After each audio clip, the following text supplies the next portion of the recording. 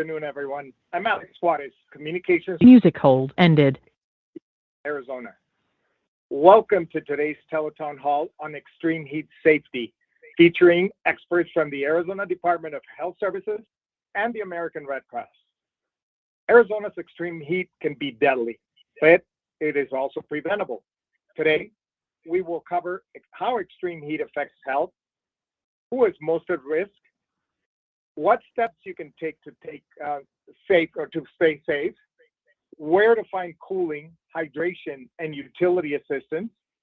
And as a quick reminder, Arizona's utility heat moratorium runs from June 1st through October 15.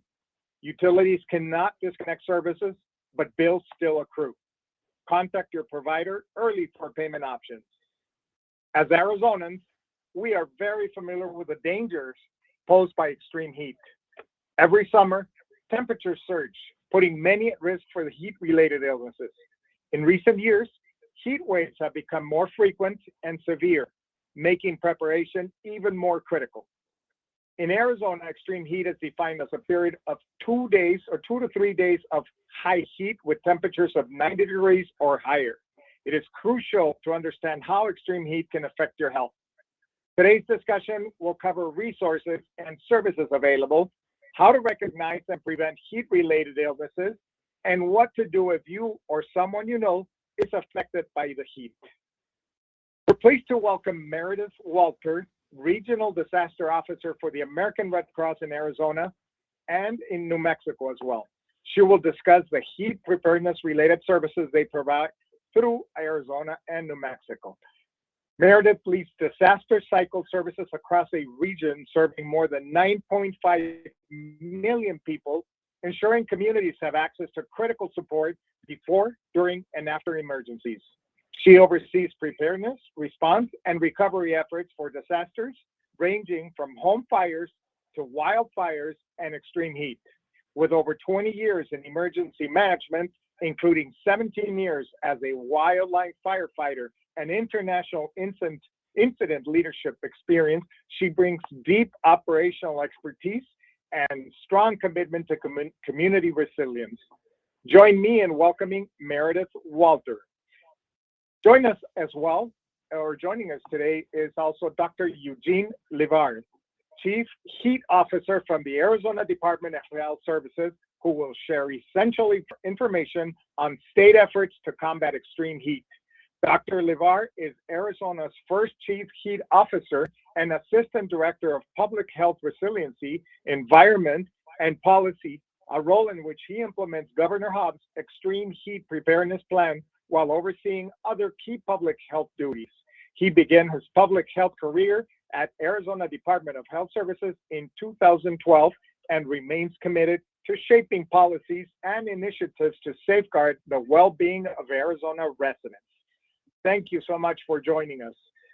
So let me start first with, let me remind everybody that joined us here that this is an interactive and this is an opportunity for you to ask questions of our experts today.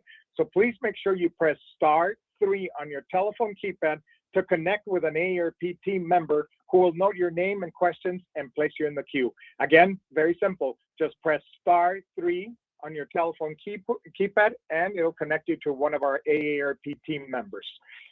Now, let's welcome our first speaker, Dr. Eugene Levar from the Arizona Department of Health Services, to hear more about the state's role in helping Arizonans during extreme heat.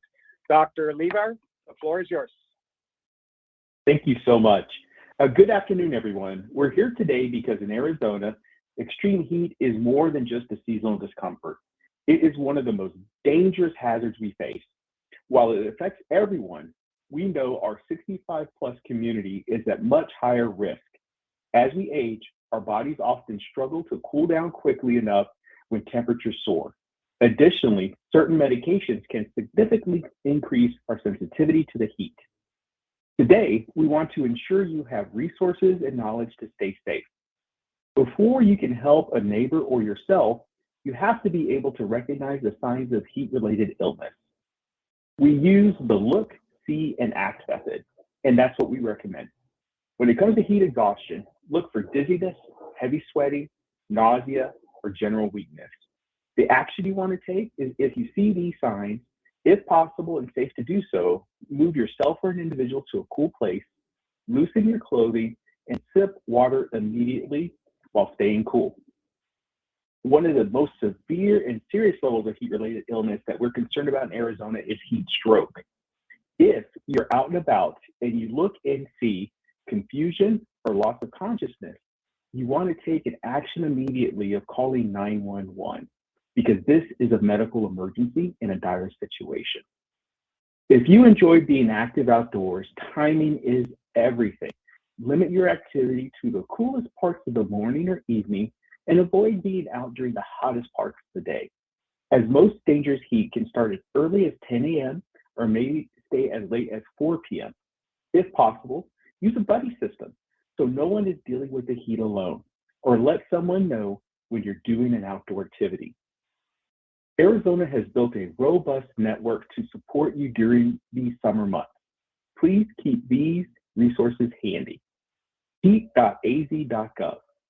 This is the state's central hub for heat-related information and resources. You can find a heat relief site map, real-time heat data, and links to partner websites to help you make informed decisions this summer. Arizona 211. You can simply dial 211 from your phone if you need to find the nearest cooling center, hydration station, or need help with your utility bills or other services. Also, please keep in mind poison control, who you can reach at 1-800-222-1222. This isn't just for household chemicals. It's a vital resource for understanding how heat may interact with your specific medication, and they're available 24/7, and you can speak with a healthcare provider to discuss any questions you may have. Also, new this year is a program through our sister agency, the Department of Economic Security, is the Power AZ program. This program offers up to $640 in one-time aid for energy bills. It significantly expands eligibility. For a family of 4, the monthly income limit is $8,998, nearly double the traditional LIHEAP limit if you've applied for assistance in the past. You can apply at a2z.az.gov and get more information at that website. Finally, I want to emphasize the power of the buddy system. Whether you're working outdoors or just checking in on a friend who lives alone, staying connected and checking on a neighbor is a lifesaver. We take care of each other. That is how we get through Arizona summer safely. Thank you so much for the opportunity to speak today, and I'll hand it back to our AARP moderator. Thank you. Thank you, Dr. Levi. Very, very important information, great resources there. Now, if you've experienced a heat-related emergency, please make sure that you press *3 on your telephone keypad to share your story or ask our guest speakers for advice. Now, let's turn it over to our next speaker, Meredith Walter from the American Red Cross, who will share crucial tips about staying safe during extreme heat. Meredith, the floor is yours. Thank you, Alex, and good afternoon, everyone. As you heard from Dr. Levar, extreme heat is not just uncomfortable. It's one of the most dangerous hazards that we face here in Arizona, and every year it impacts more families and more individuals, perhaps than people even realize. So when we spend too much time in the heat, like we do here in Arizona, our bodies struggle to cool down, and when that happens, it very quickly turns into a serious health issue. Today, I'd like to spend a little bit of time talking about some simple things that make a difference to help keep you and the people around you safer. So here are my 5 steps. The first one is to keep cool. And this may sound obvious, but if you have air conditioning, use it. If you've got it, turn it on. And I understand that the cost of living these days is very high, energy bills are high, and perhaps not everyone has air conditioning, or perhaps they can't afford to run it. So I encourage you, if that's the situation, to go to a public place like a cooling centre, a library, or a community centre. You might have a fan at home, and fans can help, But once temperatures get above 90 degrees, as they do here in Arizona, they're just not enough on their own. The second thing is to stay hydrated. Drink water throughout the day, even if you're not feeling thirsty. And I try and have a water bottle next to me all the time and take sips, and I have to tell myself, drink before I'm thirsty. Try to limit alcohol and caffeine because they'll only dehydrate you. Stick to the water. If you live with someone who's not drinking enough, perhaps encourage and monitor what they're drinking. The third thing is limit your outdoor activity. Just like Dr. LeVar said, if you can avoid being outside during the hottest part of the day, do so. So if you don't need to be outside, if you do need to be outside, take breaks, find the shade, and again, keep hydrated with that water. The next thing is to stay connected. Check on your neighbours, especially older adults, friends, and anyone who lives alone. Sometimes just a phone call or a knock on the door can make all the difference. And don't forget about pets. They feel the heat too, and they need to have all of these things taken into consideration that I've just mentioned also. Speaking of pets, never leave them in a parked car. Never leave a person in a parked car, even if it's just for a few minutes. Temperatures inside cars rise dangerously, extremely fast. All right, so now let's talk about being prepared ahead of time.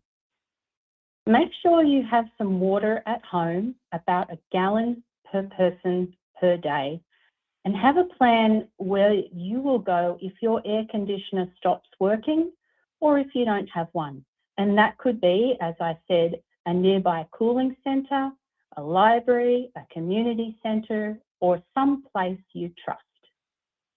Think about transportation. If you don't drive, how will you get there? Who can you call? Is there a neighbour, a family member, or a service that you can rely on to travel to the location? Also, be ready for power outages. Extreme heat can strain our power system. So having a small plan in place can really reduce stress in that moment.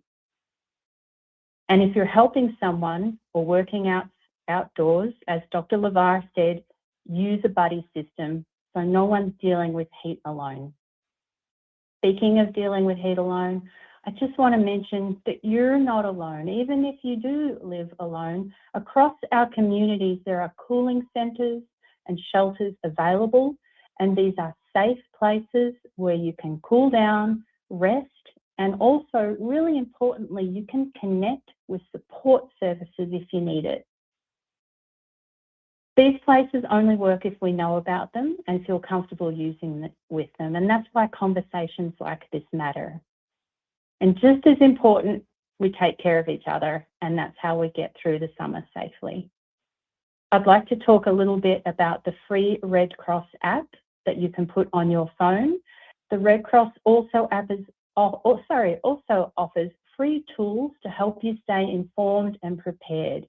And you can download our emergency app for weather alerts and safety tips, and the first aid app for simple step-by-step guidance if something happens. You can also text Get Emergency or Get First to 90999 to download them directly.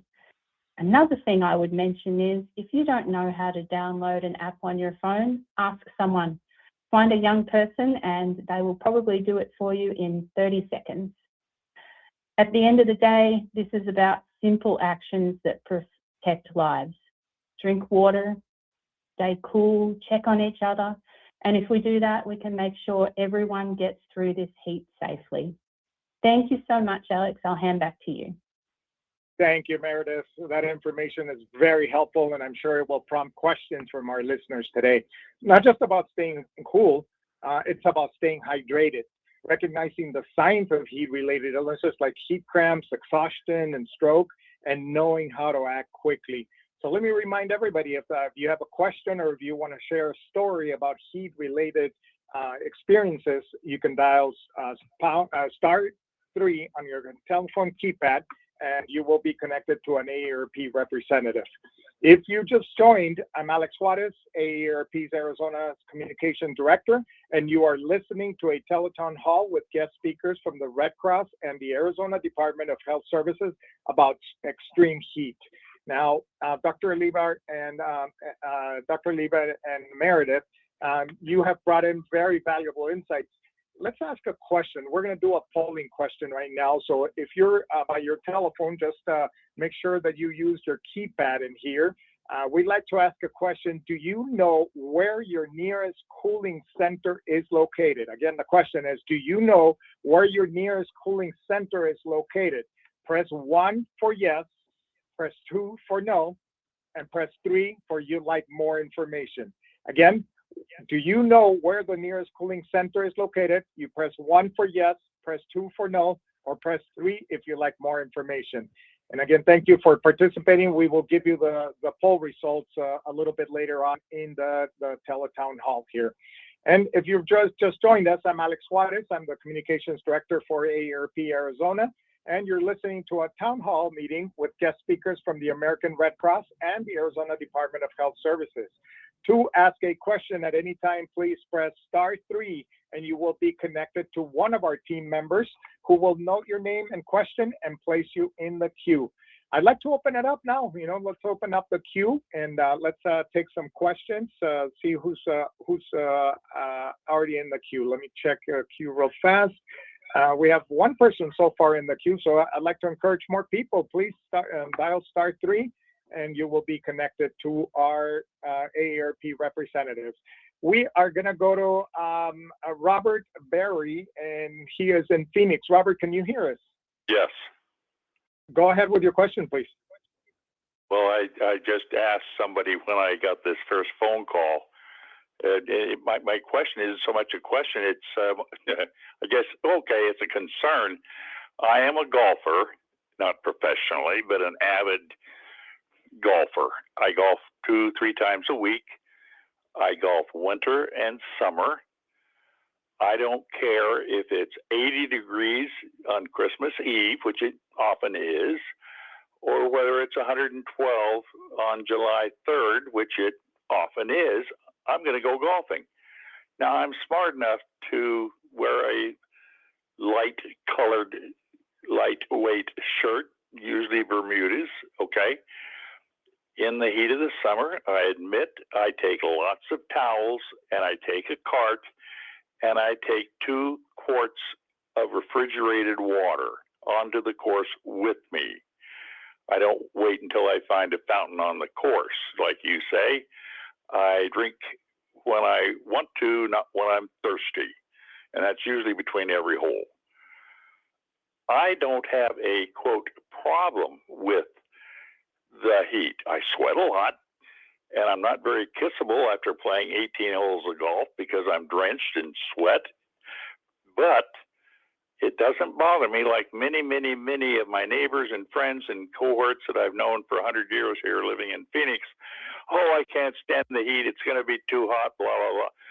If you don't like the heat, move to Alaska. That's what I say. And, of course, they go, ha-ha. But yeah, I'm curious, am I just biometrically or biologically wound or born comfortable in the heat?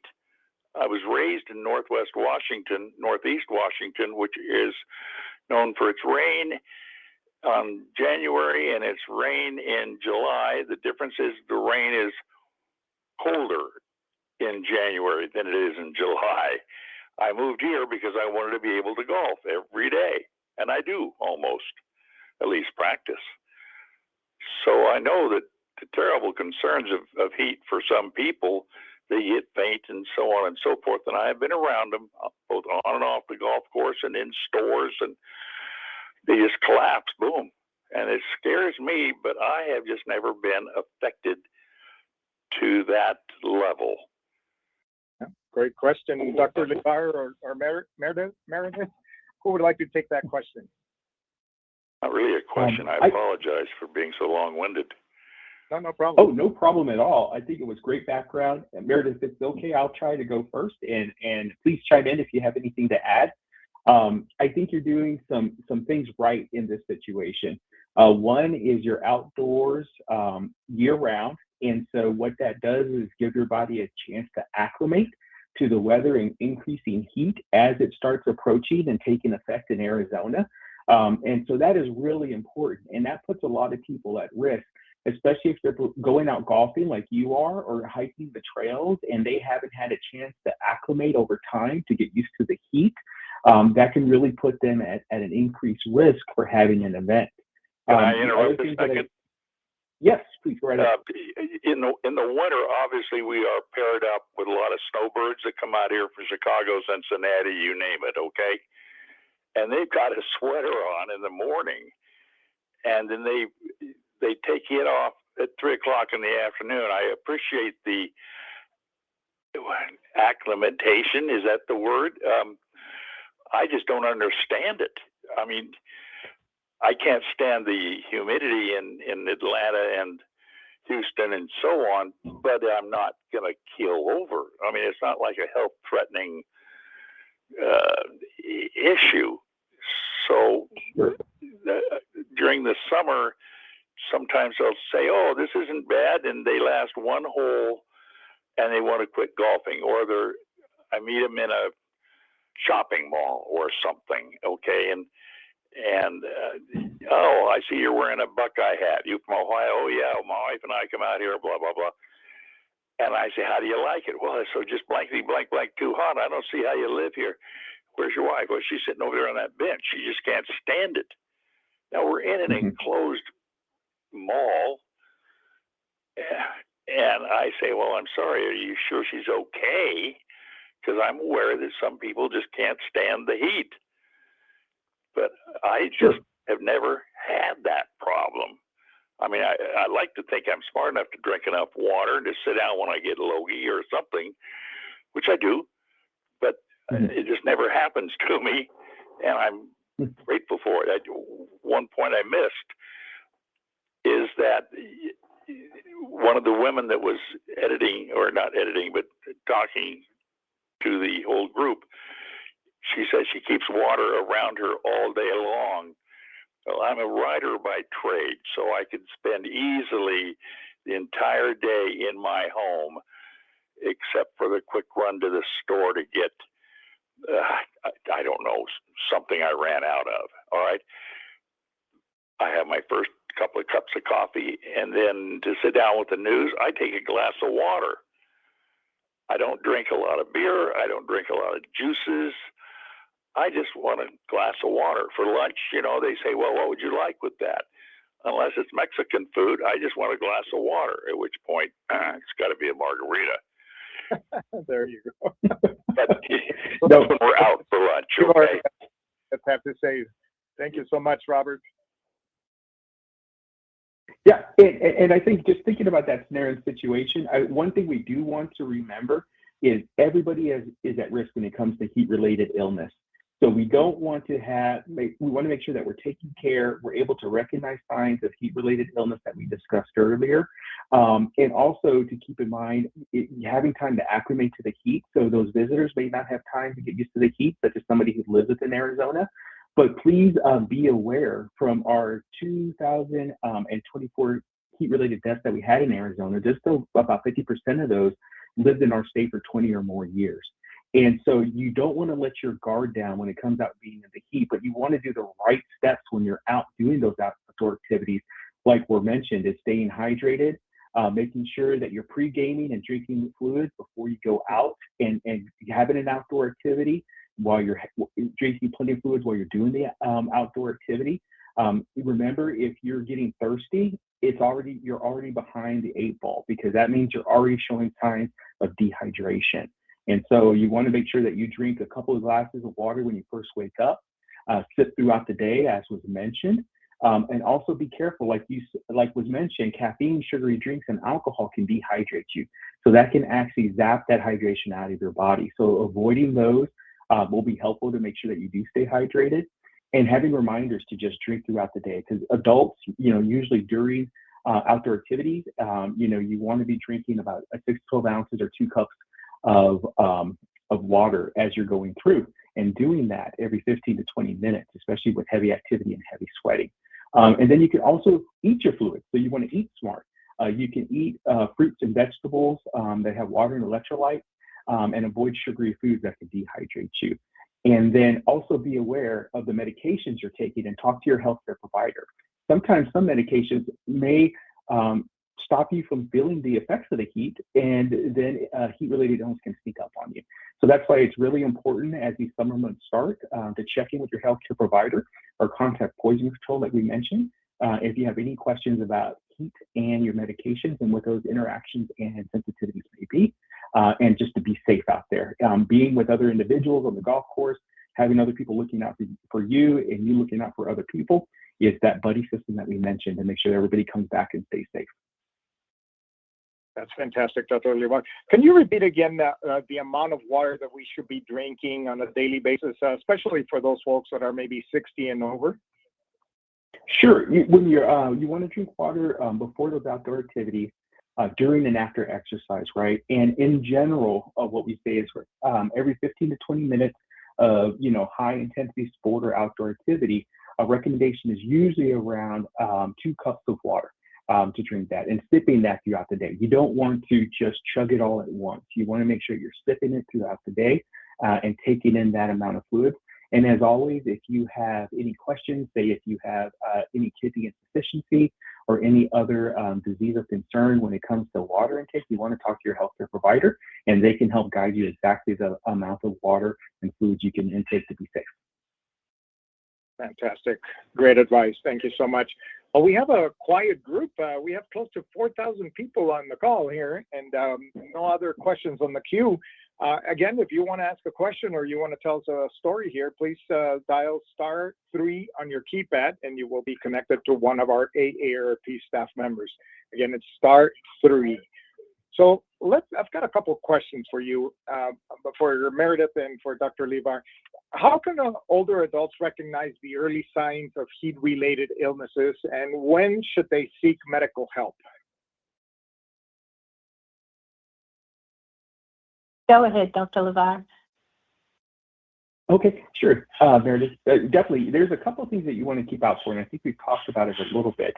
When you were talking about heat illness, the early stage is dehydration, right? So if you're feeling thirsty, have a darker colored urine or strong smelling urine, are urinating less than 4 times a day, less than your average, or have dry mouth and chapped lips, that's usually signs of dehydration. So you want to drink water and eat water-based foods like we mentioned, stay in cooler areas, and reduce consumption of alcohol and sugary drinks and caffeine, because those can dehydrate you more.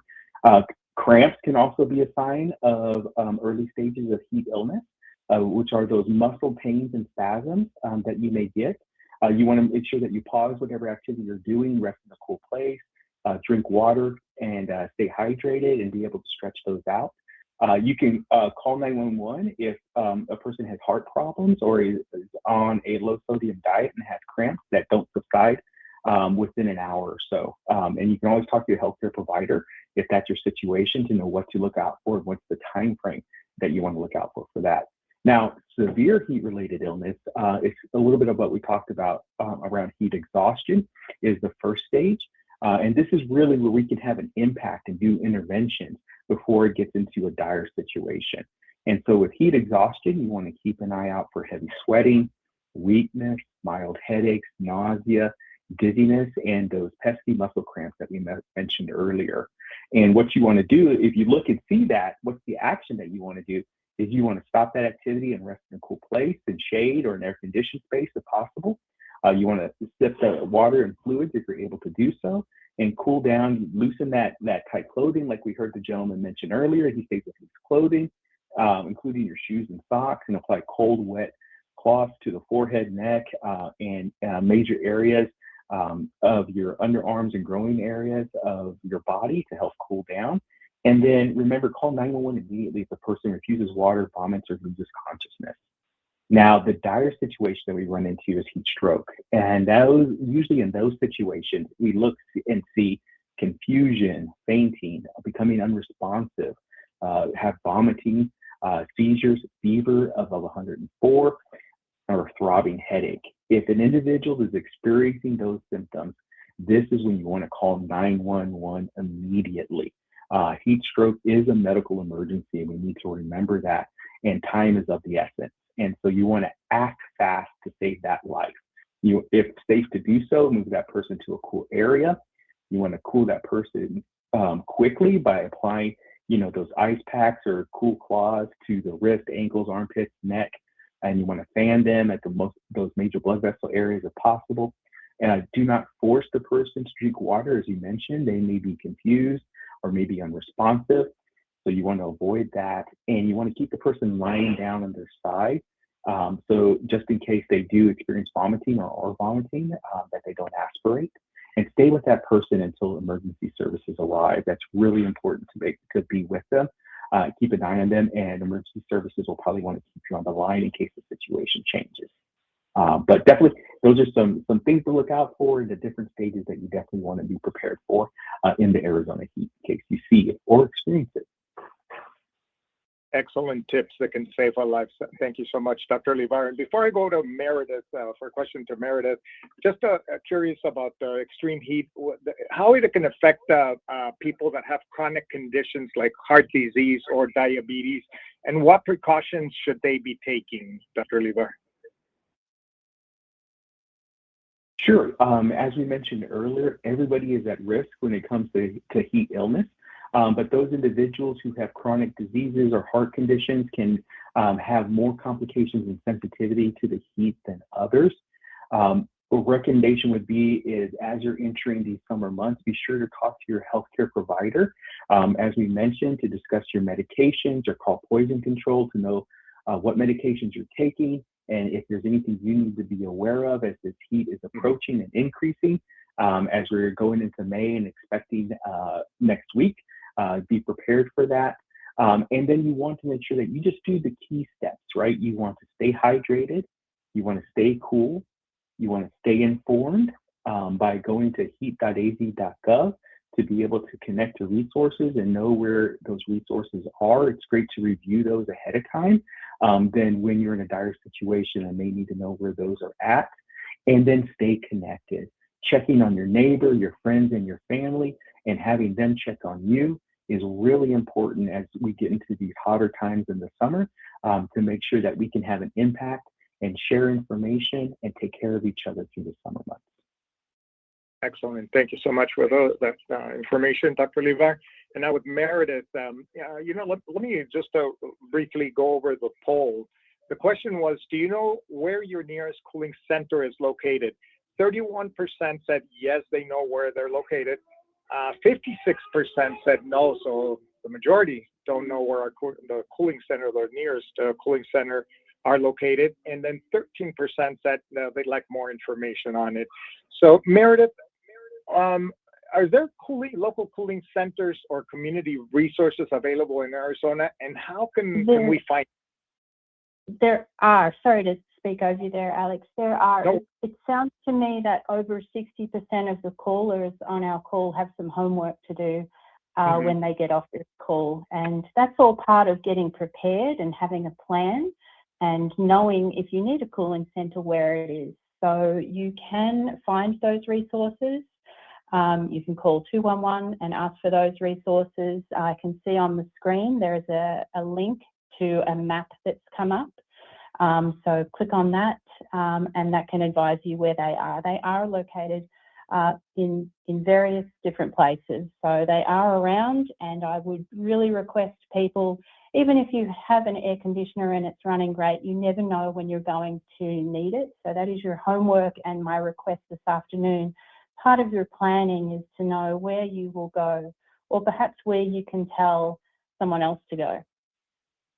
So, for those that are not viewing us on Facebook, would you recommend just, Googling Arizona Cooling Centers map, and that should come up? It should give us this experience.aarcg.com.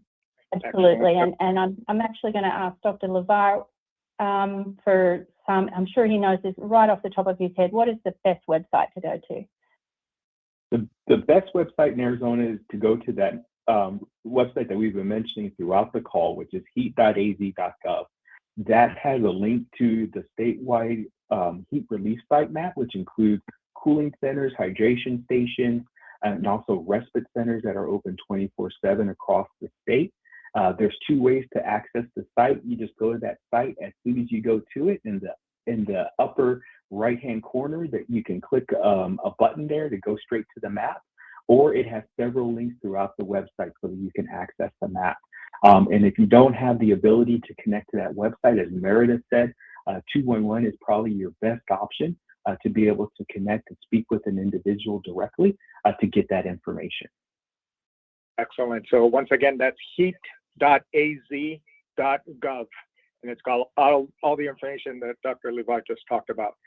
So let's talk briefly about the moratorium, the heat moratorium. So we've discussed that, and it goes from the date starts in May, I believe, and it goes through October. How can these utility programs such as bill assistance or energy saving programs help residents manage higher cooling costs during the summer?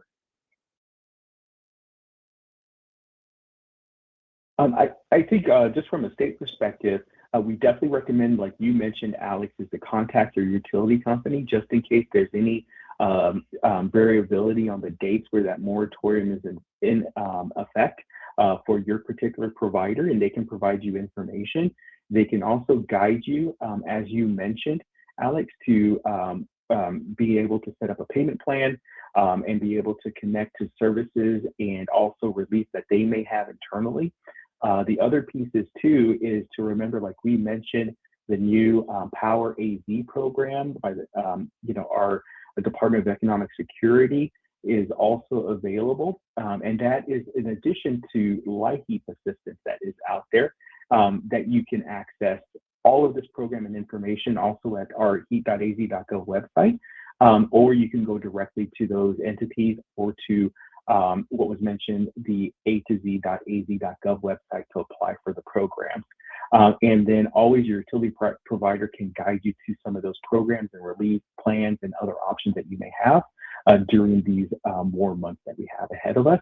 So definitely recommend being proactive, reaching out to them, and then checking out these resources that were mentioned today so that you can be aware of any relief that can be out there and assist you through these hot summer months. Fine. Thank you so much. And let me correct myself. I mean, that the moratorium dates are June 1st up through October 15th. So just make sure I want to give the right dates there. And then Meredith, what role do you think the neighbors and communities play in checking on older adults and preventing heat-related emergencies? Yeah, it's critical, and we've mentioned this a few times, and that's for a reason. It's really important. In our society, it's somewhat easier to become isolated. We know that we don't have the same connection to neighbours that perhaps we used to, but it's really important. You just don't know what people are going through. You don't know, perhaps they are alone and they don't have anyone. You can really make a difference just by reaching out to someone and having a connection. You might be the person that they call and ask for help, and you might be able to tell them you need to call 211 and go to a cooling centre. It's really important. I can't emphasise that enough. It's a very crucial step towards building individual resilience and also community resilience. Excellent. Thank you so much. That's wonderful. We need to help each other as neighbors, so thank you so much for that. Mm-hmm. A question that came in online, if there's any ways to help keep your home from getting too hot, appropriate AC temperature, fans, dark shades, any suggestions with that?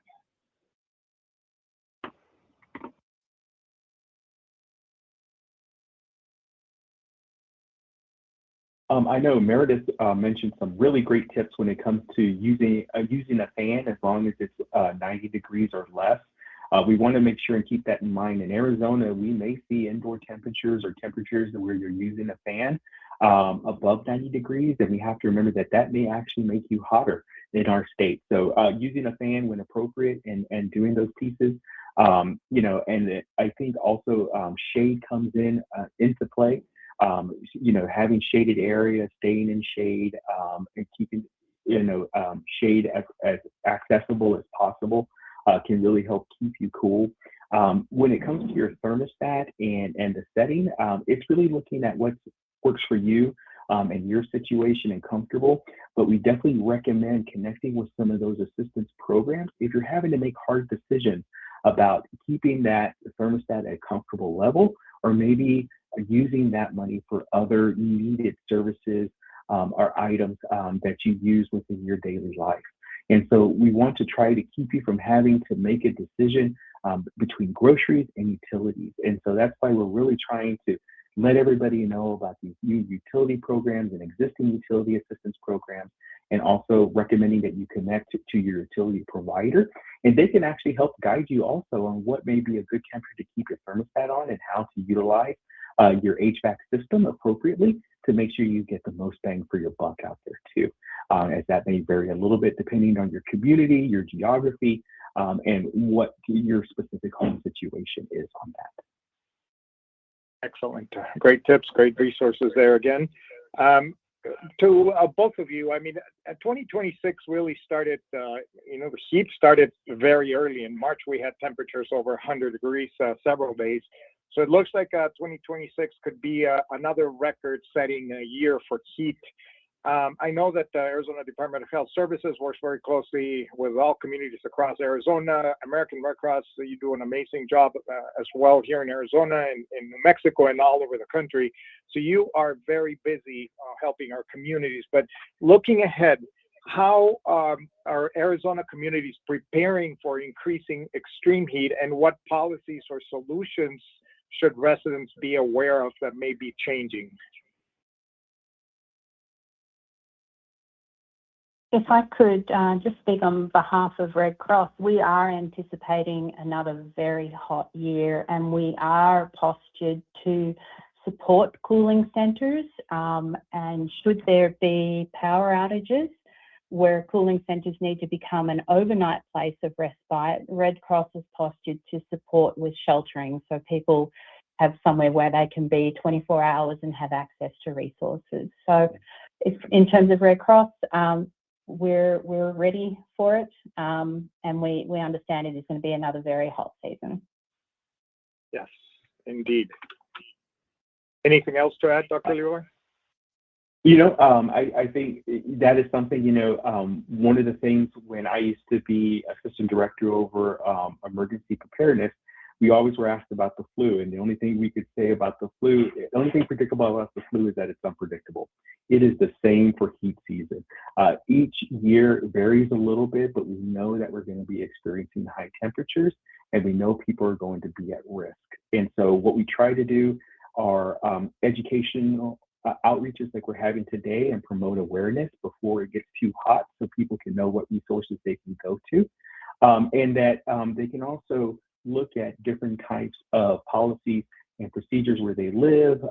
Also, there's certain things moving through the legislature right now, such as Senate Bill, I think it's 1805 for sub-metering costs for mobile home parks and other areas.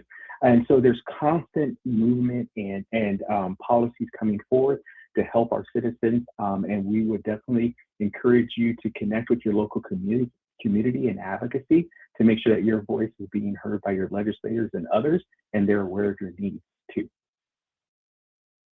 Excellent. Well, thank you so much. We don't have any additional questions on the queue, so before we conclude today's Tele-Town Hall, I'd like to give our speakers the opportunity to share any final remarks or tips for staying safe during extreme heat. So let's start with Dr. Levar. Dr. Levar? Yes, thank you, Alex. I would just like to have a couple of points here. One, let's remember everyone is at risk when it comes to heat. Two, remember what we talked about today about the look, see, and act when it comes to heat-related illness and heat stroke. Stay connected, check on your family, your friends, and your neighbors to ensure everybody's informed and staying safe during these summer months. And please visit heat.az.gov for a lot of information and resources that can be helpful to you during this heat season. Thank you, Alex. Excellent. Thank you, Dr. Levi. We really appreciate you being our leader in the state for heat-related extreme heat, I should say. Meredith, your floor is yours. Thanks, Alex. I would like to send everyone away with some homework, as I mentioned earlier. Planning ahead is so important, and Dr. LeVar has told us that the best website to go to look for a cooling centre is heat.az.gov. And if you're not a web user, then you can call 211. So do some planning ahead, do some research this afternoon, find out where your nearest cooling centre is, and have a plan for where you'll go.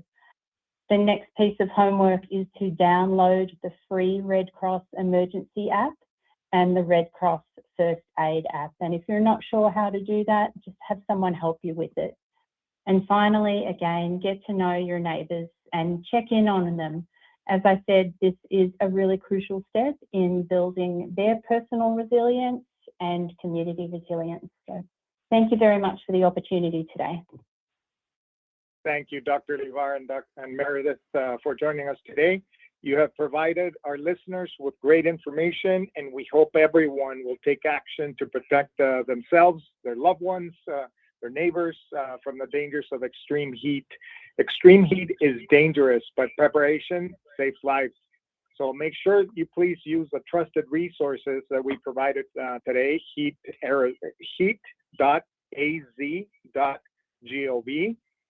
Arizona 211 is another great resource. The cooling center map, or you can go to heat.az.gov, and it's got all the resources in there as well. The Red Cross site, redcross.org/AZNM. Again, redcross.org/AZNM. So Arizona, New Mexico. And we want to thank our partners at the Arizona Department of Health Services and the American Red Cross. Thank you for joining AARP Arizona in today's Tele-Town Hall. Stay safe, stay cool, and check on one another. Remember, preparation is key to staying safe during extreme heat. For more resources, you can visit aarp.org/AC. And again, we want to thank you for joining us today, and stay safe, Arizona. Thank you so much, and have a great weekend. The AARP event has ended.